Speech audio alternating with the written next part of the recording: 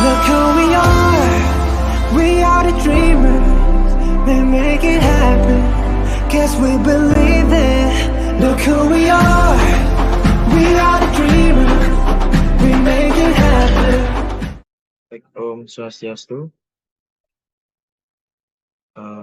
Baik, pada kesempatan kali ini, kami dari kelompok 10 akan mempresentasikan tentang pengimplementasian terkait evaluasi pembelajaran.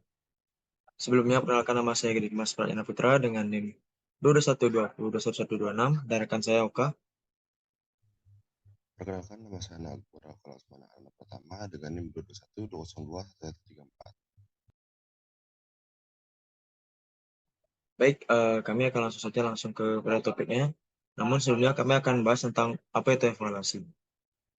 Evaluasi dalam pendidikan merupakan salah satu komponen kegiatan pendidikan yang sangat penting dan harus ada, karena dengan adanya evaluasi maka akan diketahui kekurangan maupun kelebihan dari pembelajaran yang sudah dilakukan oleh guru-guru maupun tenaga pendidik. Lalu pembelajaran sebagai kegiatan yang memiliki tujuan, maka perlu suatu tindakan untuk mengukur seberapa jauh kegiatan pembelajaran terlaksanakan. Nah, di sanalah peran guru akan sangat penting bagi murid-murid ataupun pelajar nantinya. Lalu kita masuk ke dalam manfaat evaluasi tersebut. Nah, manfaat evaluasi pendidikan dapat disimpulkan antara lain meliputi yang pertama, yaitu meningkatkan mutu program instruksional. Lalu ada meningkatkan mutu setiap individu siswa. Yang ketiga, mengkomunikasikan hasil belajar yang biasanya akan dilaksanakan pada akhir semester atau akhir pembelajaran. Lalu, evaluasi pendidikan juga akan berpengaruh terhadap akreditasi sekolah dan juga memperbaiki sistem administrasi sekolah. Dan yang terakhir yaitu pembuatan keputusan, maupun dari pihak guru ataupun sekolah nantinya. Lalu kita masuk ke dalam perencanaan evaluasi pembelajaran. Nah, di dalam perencanaan evaluasi pembelajaran ini, yang merupakan persiapan jangka pendek yang dilakukan oleh pendidik untuk memperkirakan tentang apa yang akan dilakukan. Persiapan tersebut meliputi tujuan, lalu aspek-aspek yang akan dinilai, metode, serta menyiapkan alat-alat yang dibutuhkan untuk menghasilkan kegiatan evaluasi yang baik. Lalu berdasarkan data dan hasil dari observasi penelitian yang sudah kami lakukan, tahap perencanaan merupakan evaluasi pembelajaran yang dibuat oleh fasilitator utama dan asisten fasilitator dirumuskan dengan materi dan waktu yang tersedia. Nah, dalam perencanaan evaluasi pembelajaran dibuat saat pertama kali setiap awal semester, yaitu bersamaan dengan pembuatan perencanaan pembelajaran. Perencanaan evaluasi pembelajaran ini ada dalam semester plan dan daily activity plan. Perencanaan evaluasi pembelajaran yang ada dalam semester plan hanya perencanaan evaluasi pembelajaran untuk akhir semester saja. Sedangkan untuk evaluasi pembelajaran harian ada dalam daily activity plan atau biasa disebut dengan RPP. Nah, satu hal ini bisa dilihat dari semester plan dan daily activity plan yang di dalamnya tercantum tujuan, aspek, waktu, materi, metode, serta instrumen evaluasi yang digunakan. Kemudian kita bisa dilihat dari aspek yang dinilai ada dalam scope and sequence. Dan untuk teknik serta instrumen evaluasi yang diperlukan dengan rinci dicantumkan dalam Daily Activity Plan atau DAP. Secara detail yang menjabarkan tentang apa saja yang menyangkut pembelajaran, yang diantaranya standar kompetensi beserta indikator ketercapaiannya, lalu yang kedua ada materi, lalu lanjut ke metode dan tahap-tahap kegiatan pembelajaran, serta instrumen evaluasi yang akan disajikan. Lalu untuk materi selanjutnya akan dipresentasikan oleh Oke. Baik, terima kasih Dimas. Sekarang saya akan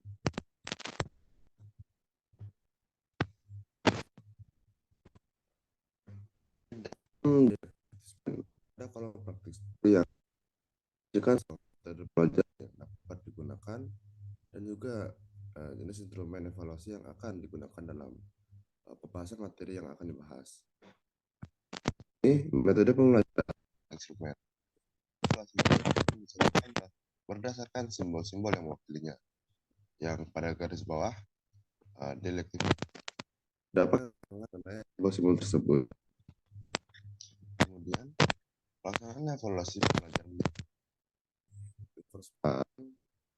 Evaluasi pembelajaran pada dasarnya adalah penilaian terhadap aktivitas pendidikan dalam mengajar dan mengevaluasi peserta didik pada waktu tertentu. Evaluasi pembelajaran ini merupakan suatu teori yang berkaitan pengambilan keputusan tentang pencapaian kompetensi atau hasil belajar peserta didik setelah mengikuti proses pembelajaran. Kemudian evaluasi pembelajaran biasanya dilakukan menggunakan beberapa teknik maupun konten. Observasi di sekolah percobaan.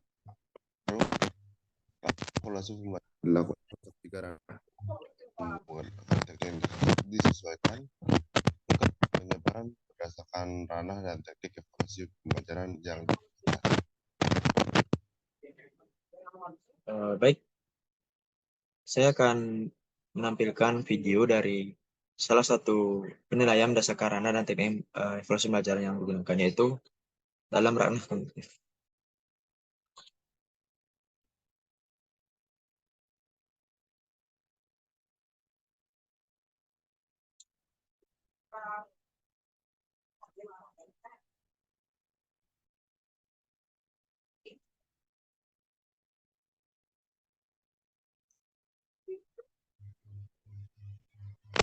Oke, dari video tersebut kita akan menjelaskan sedikit. Yang pertama, ranah kognitif.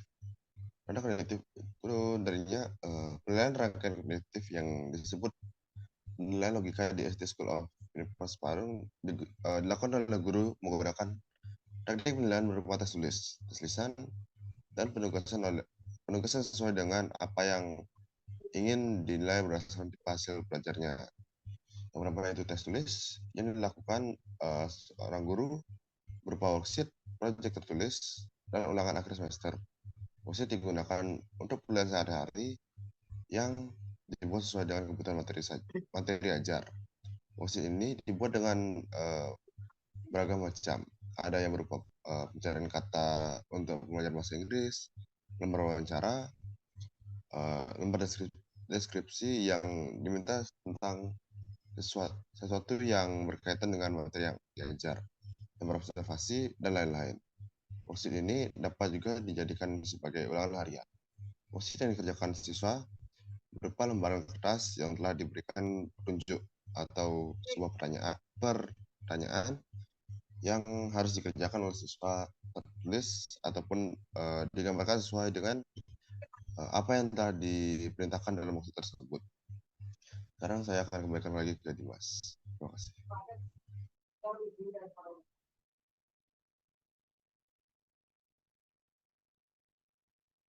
Baik, kita akan masuk ke dalam kesimpulan mengenai evaluasi pembelajaran.